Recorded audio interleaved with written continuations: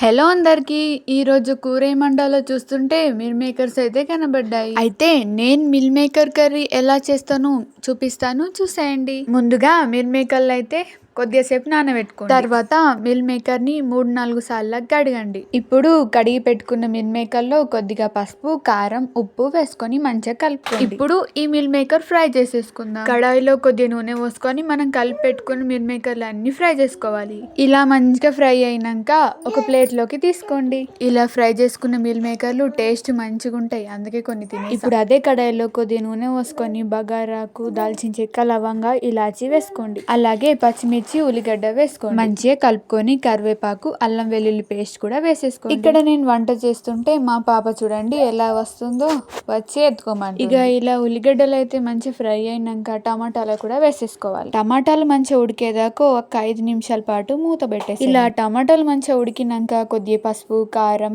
ఉప్పు వేసేసుకోండి. మంచిగా కలుపుకొని కొన్ని నీళ్ళు అయితే పోసుకోవాలి. మరో 5 నిమిషాలు మళ్ళీ మూత పెట్టేసి ఉడికించుకోండి. ఇలా ఉడికి దగ్గరకు వచ్చినాక మనం ముందుగా ఫ్రై చేసి పెట్టుకున్న మిల్ మేకర్లు అన్ని వేసేసుకోవాలి. అంతే, లాస్ట్ లో కొత్తిమీరకు, ధనియాల పొడి వేసుకోవడం. నేనైతే మిల్ మేకర్ కర్రీ ఇలా చేస్తాను, మరి మీరు ఎలా చేస్తారో కామెంట్ చేయండి. ఈ వీడియో కనుక నచ్చినట్టయితే ప్లీజ్ లైక్ చేయండి, షేర్ చేయండి, సబ్స్క్రైబ్ చేసుకోవడం మాత్రం మర్చిపోకండి. మరొక వీడియోతో మళ్ళీ కలుద్దాం.